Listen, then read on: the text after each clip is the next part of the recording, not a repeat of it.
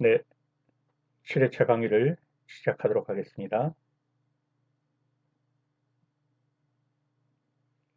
1번 문제입니다. 기름을 오랫동안 저장하여 산소, 빛, 열에 노출됐을 때 색깔이나 맛이나 냄새 등이 변하게 되는 현상은 무엇이냐 그랬습니다. 답은 눈에 들어오시죠? 산소, 빛, 열에 노출되었다. 기름이다. 그럼 뭡니까? 산패입니다.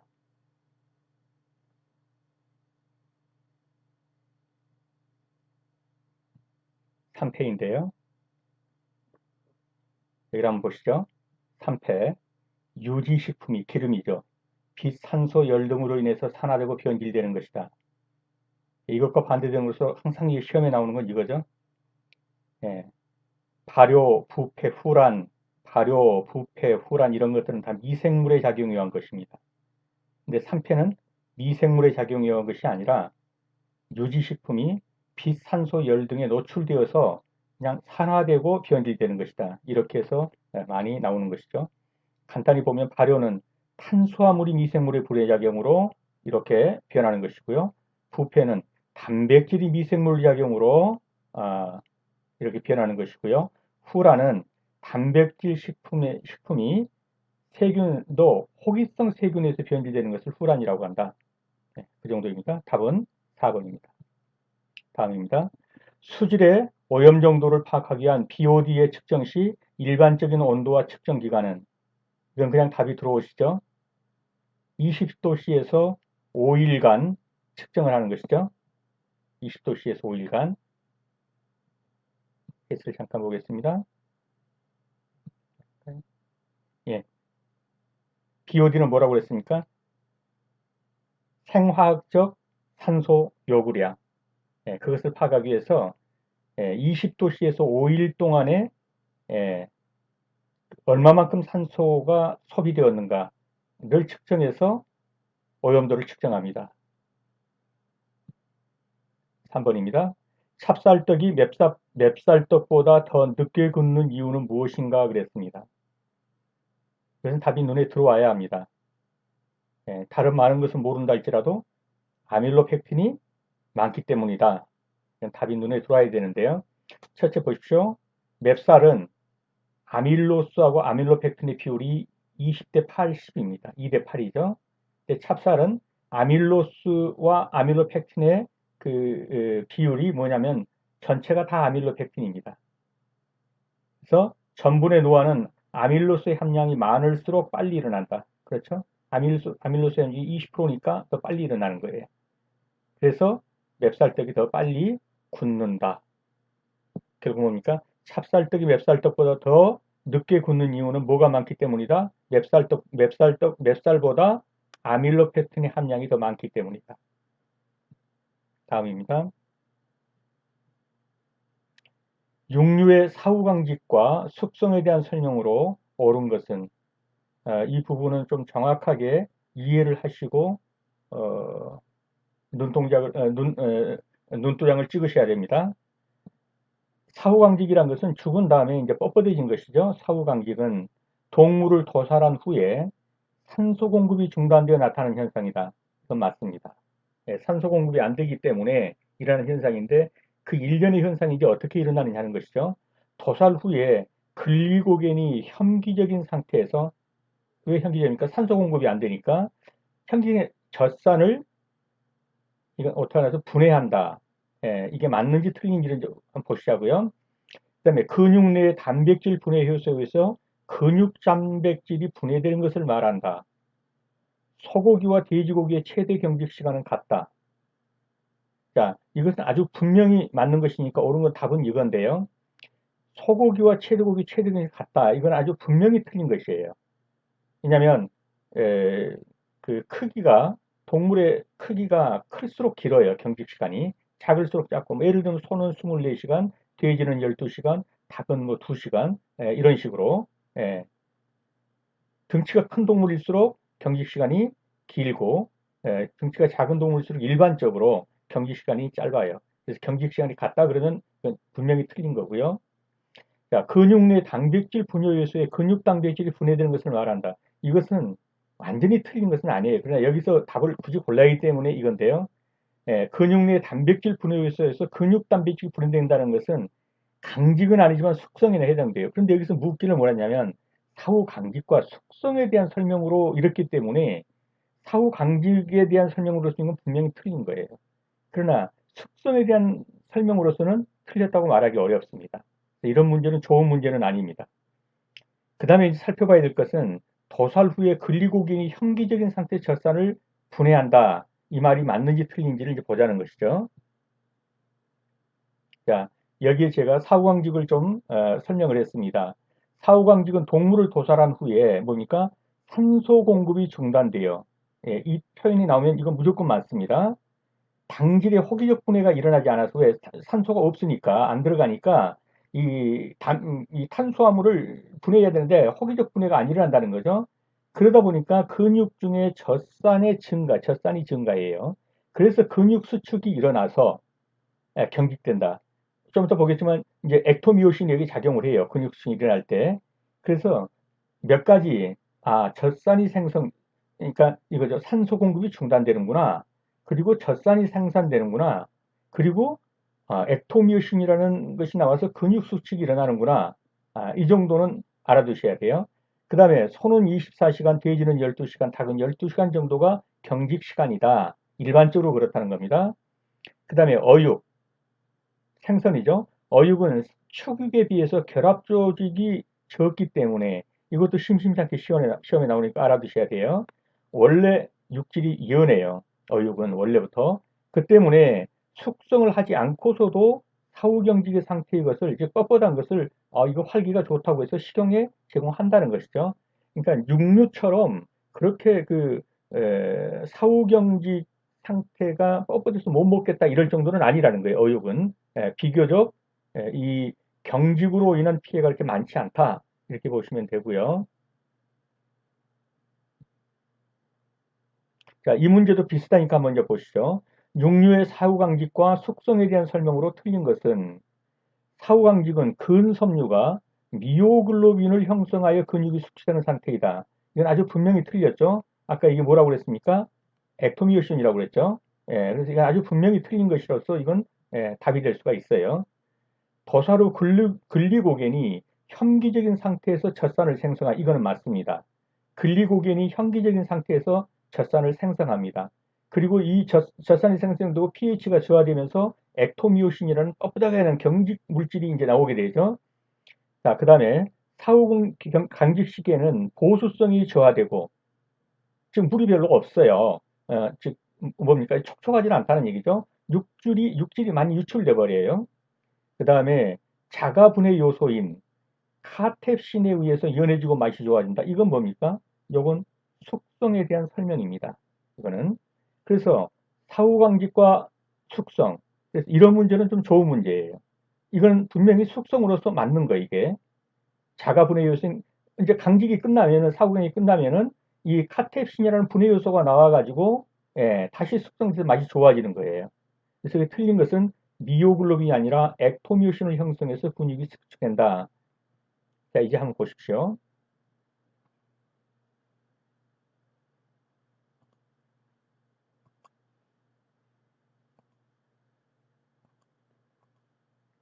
죄송합니다. 자, 이거는 다른 이의 저서에서 따온 것인데요. 이제 도사를 하죠. 그럼 이 경직 단계가 들어가요. 근데 여기서 보니까 산소 공급이 이제 원활하지는 못해요. 그러다 보니까 글리코겐이 이제 글리코겐을 분해하게 돼요. 그래서 뭐 하냐면 여기서 젖산이 생성된다. 예, pH가 저하되면서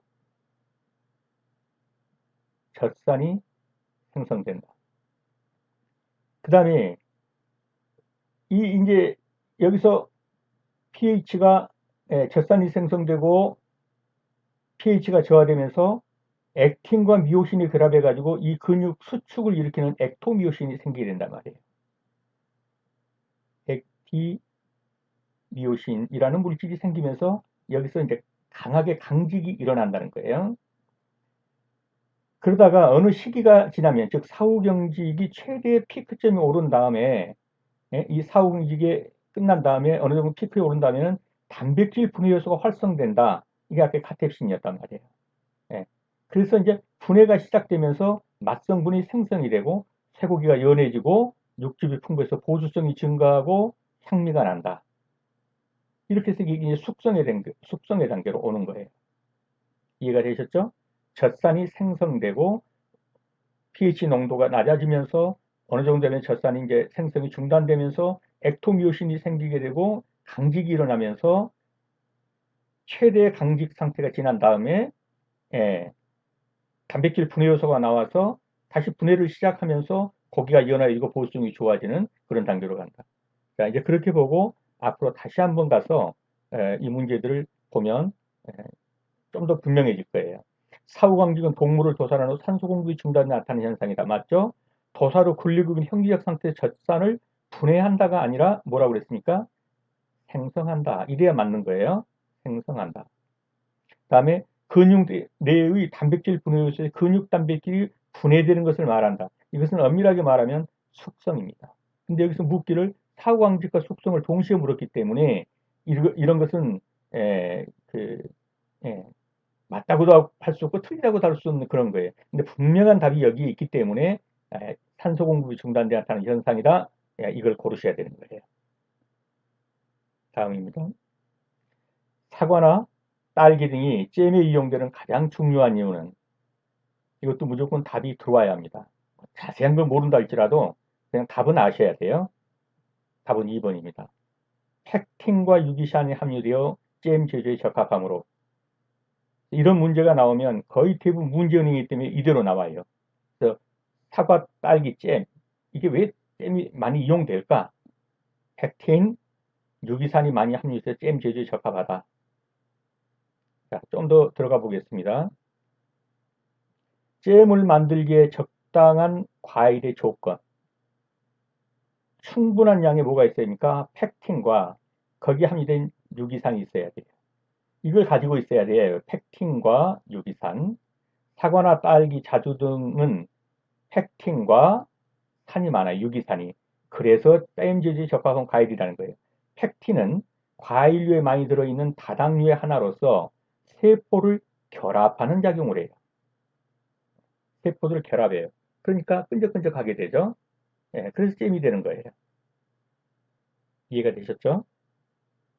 다음입니다. 다음, 괄호 안에 알맞은 용어가 순서대로 나열된 것은 이 밑에 이렇게 그 표기한 것을 이해를 해 주십시오. 제가 가지고 있는 프로그램에서 이러한 걸 쓸 수가 없어서 수기로 쓴 겁니다. 자, 당면은 감자, 고구마, 녹두가루에 첨가물을 혼합 성형하여 모한 후 건조 냉각하여 모시킨 것으로 반드시 열을 가해서 모하여 먹는다. 이거는 거의 지금 이 문제를 한번 풀어보시고서는 이런 문제는 바로 그냥 답이 눈에 들어와야 돼요. 우선 이것을 말로 풀어보면 이렇습니다. 우리가 먹는 당면이 있죠. 그것은 감자나 고구마나 녹두가루에 첨가물을 어떤 걸 혼합시켰을 거예요. 그래서 이걸 어떻게 했냐면은 성형해서 뭐 한 후, 뭐 했을까요? 뭐 삶아서, 감자, 고구마, 녹두가루 이런 것을 하나로 뭉쳤겠죠? 이걸 우리가 이 식품 용어로 뭐라 그러죠? 호화, 이렇게 말을 해요. 호화. 예. 쉽게 말하면, 쌀하고 물하고 섞어서 끓였다. 그 밥이 됐다. 이게 호화예요. 예. 감자, 고구마, 녹두가루를 전부, 어, 넣고 삶았더니 어떤 물체가 되었다. 성형물을 첨가지고 했더니 그게 뭐가 됐을까요? 그게 당면이 됐다는 거예요, 이게. 예. 이게 이제 당면이 되니까 아직은 마르질 않았어요. 그래서 이걸 건조하겠죠? 건조하고 냉각하면 우리가 지금 보는 대로 이게 이제 빳빳한 당면이 되는 거예요. 이 당면을 갖다가 또 다시 열을 가해요. 그러면 또 뭐가 되겠어요? 호화가 돼요. 밥같이 됐단 말이에요. 먹을 수 있게. 그럼 여기서 이 딱딱하게 굳어졌다 이것을 우리가 노화 그래요. 노화. 그러니까 호화돼서 먹을 수 있게 여기가 노화죠. 여기는 호화되었고요. 성형에서 호화한 후에 먹을 수 있게 한 후에 냉각하게 딱딱하게 노화시킨 것으로 딱딱했죠. 이것을 다시 열을 가해서 우리가 먹을 수 있게 호화하여 먹는다 이렇게 말해요. 그래서 호화를 알파화했다. 노화를 베타화했다. 이렇게 말하는 거예요. 그러니까 결국은 뭐예요? 호화가 알파이니까 당면은 당면은 감자, 고구마, 녹두가루의 첨가물을 혼합 성형하여 호화한 후, 알파화한 후, 건조 냉각하여 베타화 시킨 것으로 반드시 열을 가해서 다시 호화, 즉 뭡니까? 알파화하여 먹는다. 그렇게 이해를 하시면 되겠죠? 그 답은 뭡니까? 알파화,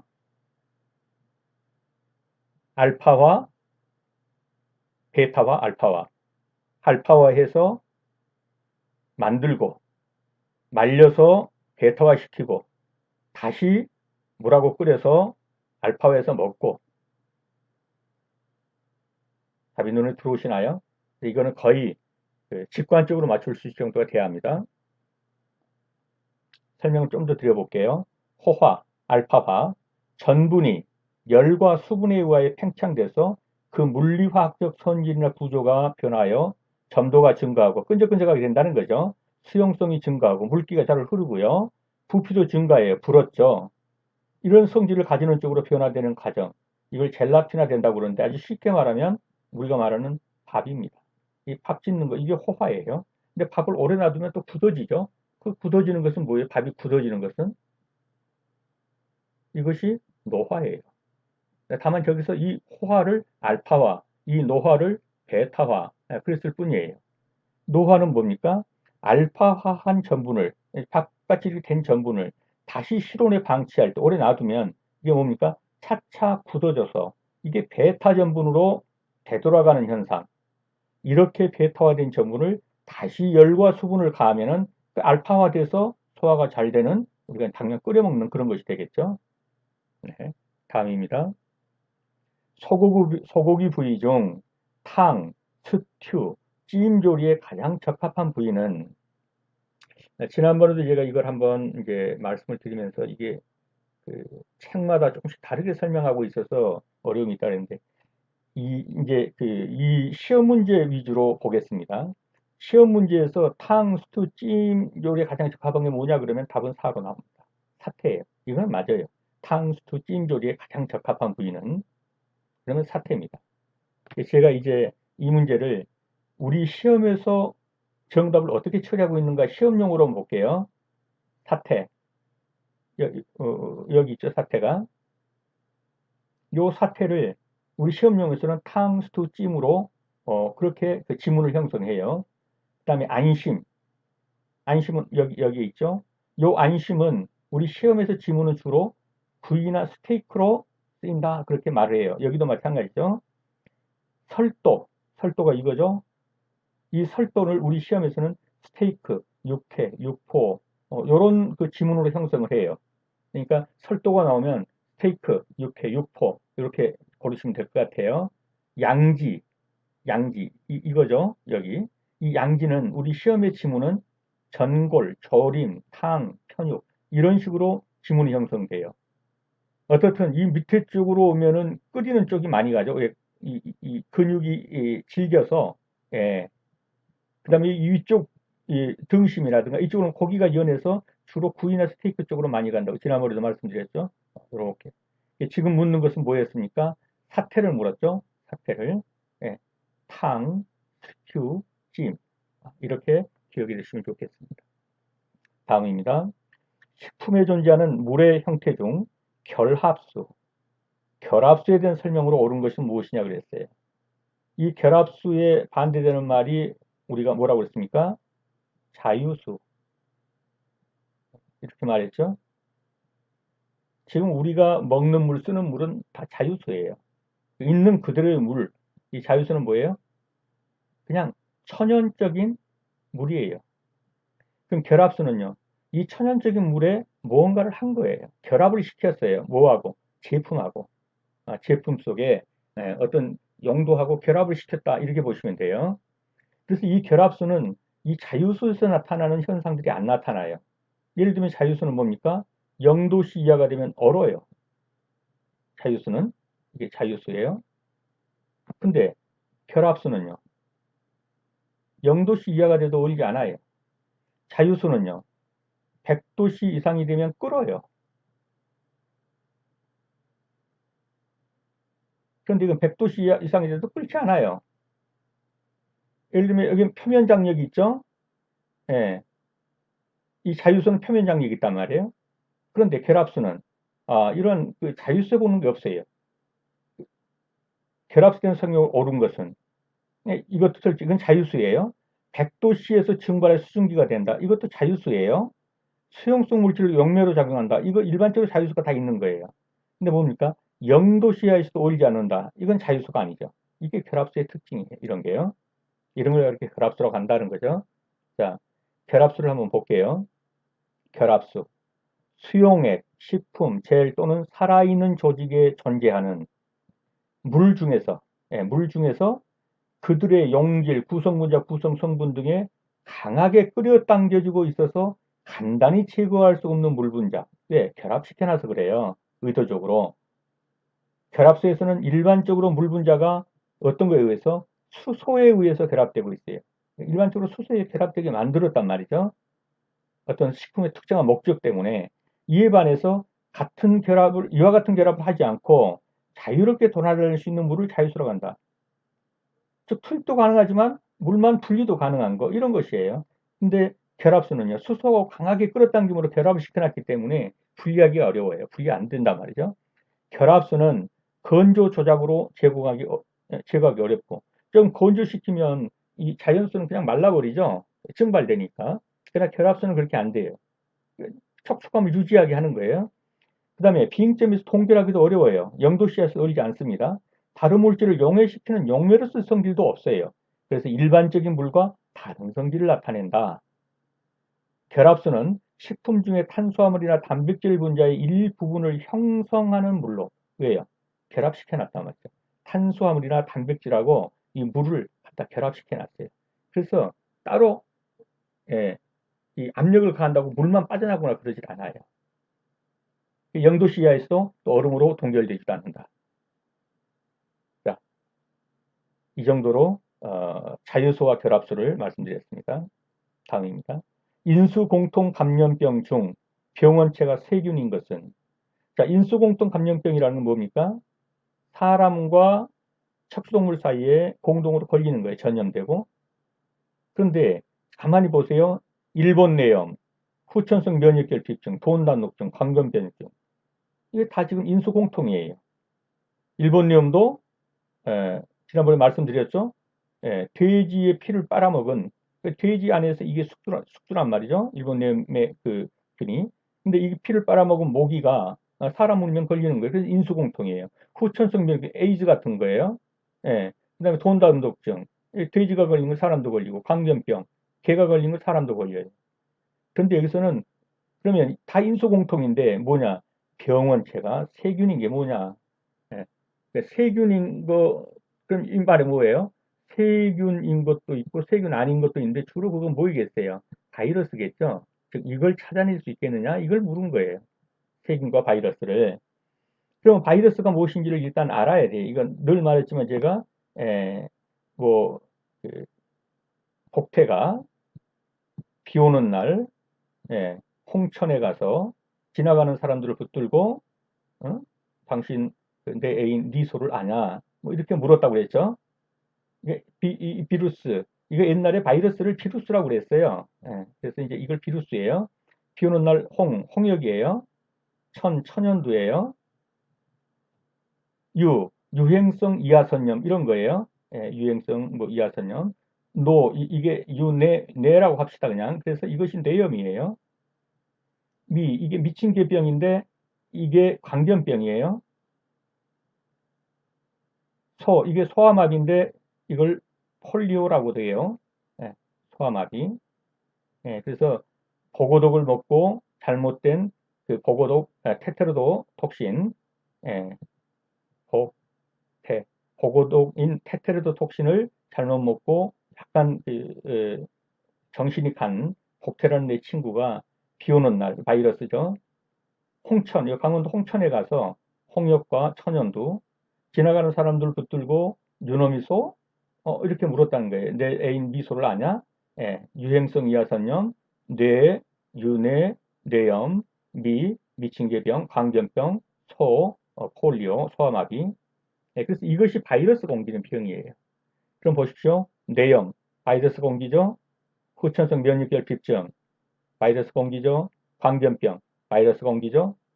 그러면 세균인 것은 뭐만 있어요? 돈 단독증이죠.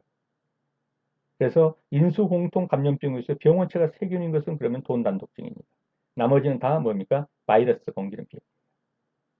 네, 정답은 3번입니다.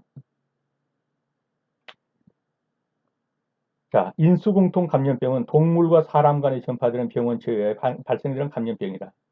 병원체가 세균인 것에는 인수공통으로서요. 탄저, 블루셀라, 결핵, 돈단독증이 있고 바이러스인 것은 뇌염, 광견병, 동물 인플루엔자, 후천성 면역결핍증 등이 있다. 네, 이 정도 알아놓으시고요. 그 다음에 여기에서 탄저 이렇게 하면 돼. 탄저가 뭐냐 이거죠. 이게 시험에 심치 않게 나오니까요. 흙 속에 사는 탄저균에 노출되어 발생하는 이 탄저병, 이 검게 되는 거예요. 주로 초식동물에서 발생하는 질병인데 이것이 사람에게 피부라든가 호흡기를 통해서 감염돼요. 감염된 동물을 날로 먹거나 하는 과정에서도 들어오는데 이 탄저균은 병독성이 강해서 이 테러, 국가 간의 생물 무기로 사용될 우려가 크다 그래가지고 우리나라에서도 아마 이것을 일군 전염병으로 그렇게 규정을 했을 겁니다. 자, 이제 돈단독 그랬는데 돈단독은 뭐냐면 폐혈증, 피부, 신장, 관절 등의 만성 질병을 특징으로 하는 것인데 주로 어른들이가 걸려요. 예, 이거는 소금물에 절여고 훈연하는 고기도 살아남을 만큼 저항성이 높다고 그래요. 근데 페니실린이나 면역혈증 백신이 효과가 있어서 다행히 잘 나았죠. 네, 이 정도로 하고 넘어가죠. 다음 중 냉동식품의 특징을 모두 고르면 몇 개이냐? 냉동식품의 특징을 모두 고르면 몇 개이냐? 우선 냉동식품의 특징을 말씀드리면 안정성, 절약성, 보존성, 위생성이에요.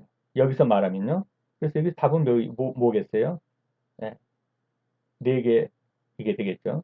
이거에 대해서 한번 좀 더 살펴보겠습니다. 자, 냉동식품의 특징에서 첫째 보존성이고요. 그 다음에 계획성, 안정성, 절약성, 위생성이에요. 그래서 이 중에 어떤 것이 나오든 이것은 냉동식품의 특징이구나 라고 아셔야 돼요. 조금 전같이 문제가 나올 수 있지만 다르게 나올 수도 있어요. 자, 냉동식품 특징에서 왜 보존성이냐? 양질의 원료를 조리 가공해서 급속 냉동해요. 18도씨, 마이너스 18도씨 이하로 저장을 해요. 섭씨 마이너스 18도예요. 그래서 그렇게 되면 만든 그대로의 맛과 영양을 그대로 장기간 보관 가능해요. 물론 이것이 유통되는 단계에서도 꼭 이대로 18도 이하로 지켜지지 않으니까 문제가 될 수는 있지만 적어도 식품 공장에서는 이렇게 지킨단 말이에요. 양질의 원료를 첫째는 급속 냉동을 해야 돼요. 신선하죠. 신선한 그 상태에서 바로 냉동이 들어가서 영하 18도 이하로 저장을 하게 되면 세균 번식을 못해요. 그래서 그대로 맛이 보장돼요. 이것이 보존성이에요. 다음 계획성. 장기 보존이 가능하기 때문에 여러 식자재를 갖추어 두고 풍부하게 메뉴를 플래닝해서 세울 수가 있어요. 쓰려고 보니까 그 재료가 없다든지. 이러면 어떻게 계획을 세울 수 있겠어요? 재료들이 거기 풍부하게 있기 때문에 어떤 플래닝을 세울 수 있단 말이에요. 계획성 있게. 그게 계획성이에요. 안정성. 냉동식품은 미생물이 전혀 활동할 수 없는 마이너스 18도 정도, 우선은 급속 냉동시키고 마이너스 18도씨에서 보관을 하기 때문에 뭡니까?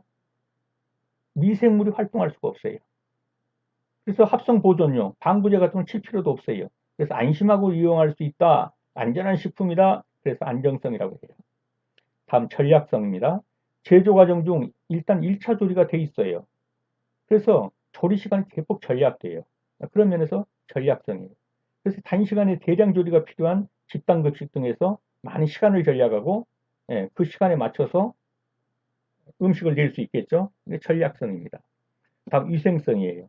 식품위생법에 따라 엄격한 위생관리로 제조되고 마이너스 18도씨 이하로 관리 온도가 유지되어서 미생물 번식을 막아서 위생적이다. 이해가 되셨죠?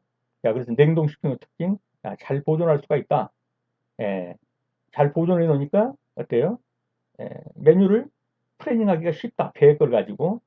다음에 안정적이다. 마이너스 18도 15가 나니까 보존을 칠 필요도 없고 예, 미생물 번식도 못하고 절약성, 1차 조리가 되어 있어서 조리 시간이 대폭 절약할 수가 있다. 위생성, 이러한 엄격한 품질 관리 규격에 따라서 통제하에서 만들어지기 때문에 위생적이다. 다음입니다. 세계보건기구의 주요 기능이 아닌 것은 국제보건사업 지휘, 조정, 회원국에 대한 기술 지원 자료 공급, 식량 계획의 설립, 유행성 질병 및 전염병의 대처 후원. 뭐 이거는 비슷한데 식량 계획 이걸 보십시오. 유엔 산하에 세계보건기구가 있어요. 이거를 World Health Organization 그래가지고 WHO 이렇게 두 문자 이니셜만 따가지고 WHO 그러면 세계보건기구예요. 세계 식량 계획이라는 것이 있는데 이게 뭐냐면은 이것도 유엔 산하에 있어요. 이거를 WFP라고 해요. World Food Program.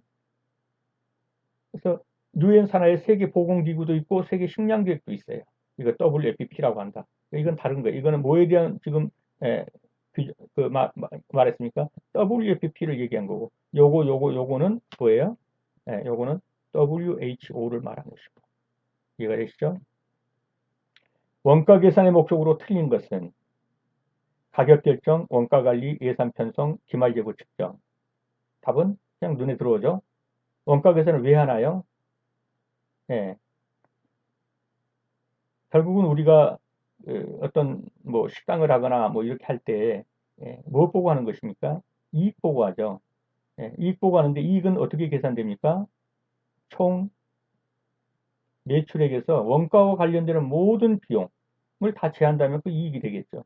이 원가 관리를 해야 돼요. 매출이 얼마냐보다 뭐 매출이 얼마나 중요하지만 원가가 매출을 상회해버리면 남지 않죠. 근데 손해보는 것이죠. 그 원가 관리를 합니다. 뭐를 위해서요? 이익을 위해서. 그러면 여기 총 매출은 어떻게 결정되나요? 뭐 가격 곱하기 판매 개수, 그럼 총 매출이죠. 이런 가격을 결정하기 위해서 원가가 얼마인가, 그럼 결과적으로 이익을 계산하기 위한 것이죠. 그래서 가격, 내가 그 원가가 얼마면 얼마에 팔아야 될 것인가, 가격 결정을 위해서 그 원가 관리를 하고 또 예산 편성을 하고, 기말 재고 측정은 남아있는 물건이 얼마나 되는 것인가, 이건 재고 관리죠. 그래서 답은 4번이 되겠습니다. 식품의 감별 방법 중 틀린 것은, 이것은 문제를 그대로 그냥 눈에 익혀두십시오. 쌀알은 투명하고 앞니를 써볼 때 강도가 센 것이 좋다. 맞습니다. 생선은 안구가 돌출되어 있고 비늘이 단단하게 붙어 있는 것이 좋다. 맞습니다. 눈이 쑥 들어간 것은 오래된 겁니다. 김은 건조가 잘 되어 있고 광택이 없는 것이 좋다. 광택이 있어야 좋습니다. 여기가 틀렸죠. 건조가 잘 되어 이거는 맞고요. 소고기는 선홍색이며 윤택이 나는 것이 좋다. 맞습니다. 네, 붉은 선홍색에 윤택이 난 것이 좋습니다. 답은 3번입니다. 식품위생법상 조리사를 도용할 영업이 아닌 것은 그랬습니다. 그냥 보면 눈에 들어오죠. 보고 조리사 두어야죠. 병원이나 집단급식소 두어야죠.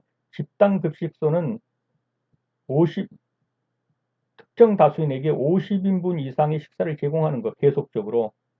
집단급식소 조리사 두어야 돼요. 지방자치제가 운영하는 집단급식소, 이것도 조리사 두어야 돼요. 식품첨가물 제조업소 아닙니다. 여기 조리사 둘 필요는 없죠. 식품첨가물을 제조하는데 조리사를 왜 두겠어요? 그래서 답은 2번입니다. 다음입니다. 하루 필요 열량이 2,500kcal일 경우 이 중에 18%에 해당하는 열량을 단백질에서 얻으려 한다면 필요한 단백질의 양은 얼마냐? 자, 우선 2,500kcal에 곱하기 0.18 하면 이게 18%에 해당하는 것인데, 이 열량, 이게 지금 계산하면 얼마가 되면 이게 450이 나와요. 이 450kcal를 얻으려면 단백질은 몇 g이나 필요하냐 이거예요. 즉 단백질은 1g에 몇 킬로칼로리가 나옵니까? 4킬로칼로리가 열량이 나와요. 그러면 450킬로칼로리가 나오려면 이 450을 몇으로 나누면 돼요? 4로 나누면 돼요. 450을 4로 이렇게 나누면. 그럼 얼마 나와요? 112.5가 나와요. 이게 답입니다. 이해가 되시죠? 다음입니다. 생균을 사용하는 예방접종으로 면역이 되는 질병은, 이게 지금 예방접종에 생균, 사균, 그 다음에 순화독소, 요거 첫 시간에 제가 말씀드렸던 기억이 나실 거예요. 생균, 사균, 순화독소.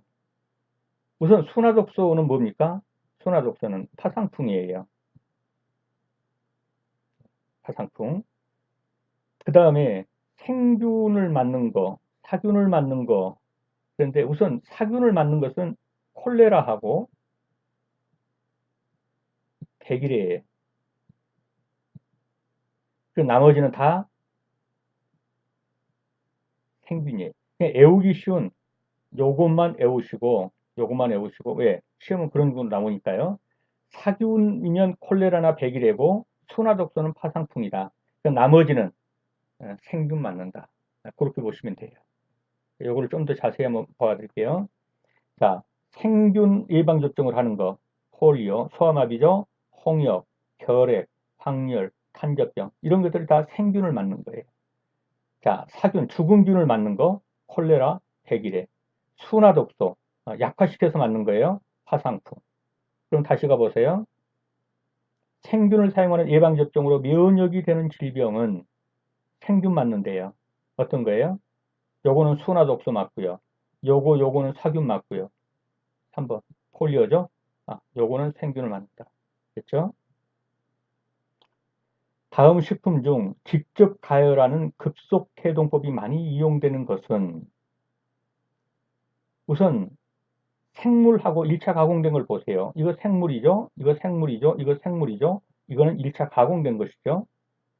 이 생물은 냉동된 것을 해동할 때 제일 좋은 방법이 이 냉장고죠. 여기가 냉동칸이에요. 여기는 냉장칸입니다. 여기에서 냉동되어 있는 이 생물들은 어디로 온 게 제일 좋냐면 여기로 온 게 제일 좋아요. 냉장칸에서 해동을 시키는 거예요. 이게 제일 좋은 방법이에요. 아니면 흐르는 물. 이게 빨리 냉동을 시키면 이 드립 현상이 일어나요. 그래서 안 좋아요. 그러나 냉동 피자는 1차 가공된 거예요. 이거는 시간 오래 끌면 안 돼요. 바로 가열해도 됩니다. 그래서 이것을 전자레인지에 돌리고 그대로 그냥 가열하면 됩니다. 그래서 1차 가공식품은 급속 해동법이 돼요. 그러나 이런 생물들, 예? 생선이나 소고기나 닭고기 같은 이런 생물들은 급속 해동을 하면 안 돼요. 이게 드립 현상이 많이 발생한다. 예? 물이 흐르고. 자, 보십시오. 반조리 식품. 이게 1차 가공된 거죠. 또는 조리된 상태의 냉동식품. 아까 피자 같은 거예요. 그걸 가열하거나 전자레인지를 이용한다. 바로 가열하고 바로 전자레인지 이용하면 돼요.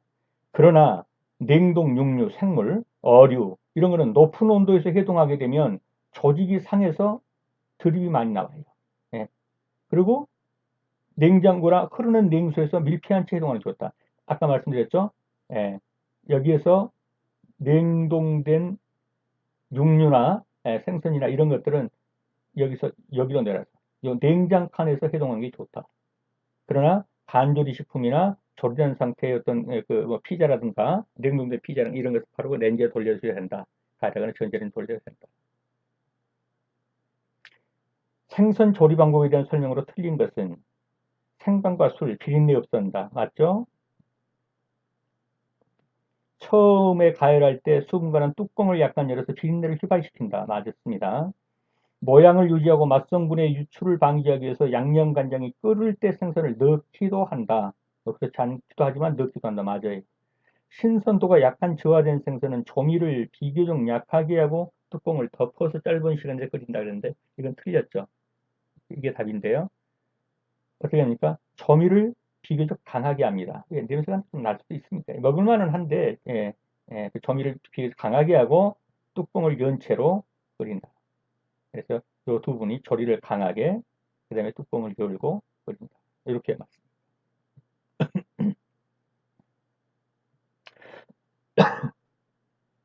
9번입니다.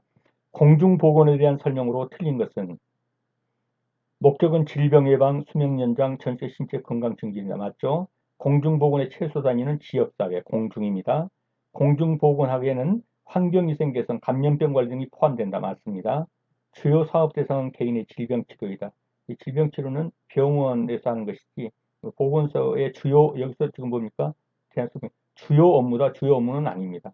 그래서 보건소의 주요 업무는 이 공중보건이 주요 업무지 개인이 아니고 관리 예방이 주요 업무지 질병 치료는 주요 업무는 아니고 부수적일 수는 있지만요. 그래서 어쨌든 주요 사업 대상이 개인의 질병 치료이다 그러면 이건 틀린 것입니다. 다음입니다. 영양소와 근본식품의 연결이 옳은 것은 그랬습니다. 1번 동물성 단백질, 두부는 식물성이죠. 소고기는 동물성이죠. 그 연결이 이건 틀렸죠. 비타민 A, 당근 이건 분명합니다. 근데 미역 이거는 조금 그렇습니다. 왜? 미역 속에 비타민 A가 상당히 들어 있어요.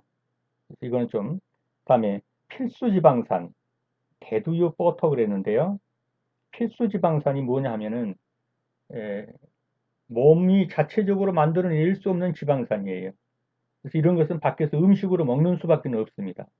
주로 어디에 많이 들어있냐? 대두유, 콩기름, 참기름, 뭐 이런 것들이 많이 들어있어요. 근데 여기서 버터, 이것도 좀 살펴볼 문제예요. 칼슘, 우유, 치즈. 칼슘이 우유, 치즈에 많이 들어있다. 이건 아주 분명해요. 이거는 맞아요. 그래서 연결이 옳은 것은 그러면 답은 이걸 골라야겠죠. 그렇지만 비타민 A가 당근과 미역이다. 그러면 당근은 분명합니다. 당근은 비타민 A가 대표적인 거고요. 카로틴. 그런데 미역이 그러면 아니냐? 이거는 좀 그렇다는 거죠. 필수 지방산에서도 대두유는 분명히 필수 지방산이에요. 그런데 그러면 과연 버터가 아니냐?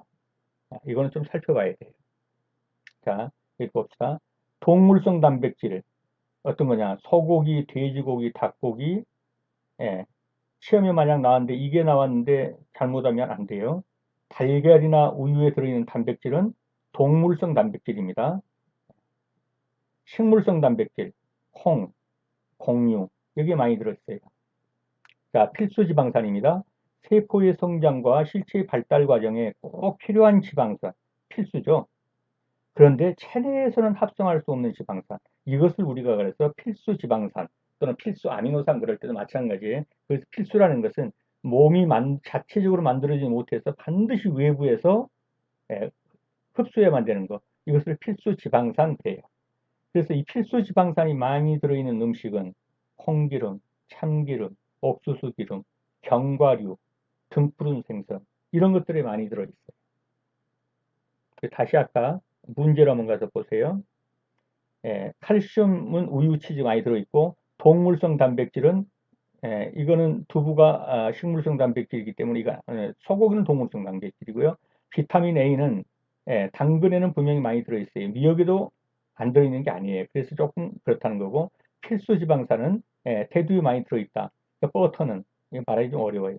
근데 분명한 건 답이 칼슘 우유니까 답이 그 시험에 나온다면 칼슘 우유로 답을 고르셔야 돼요. 네, 이상입니다. 수업하시느라 수고 많으셨습니다. 감사합니다.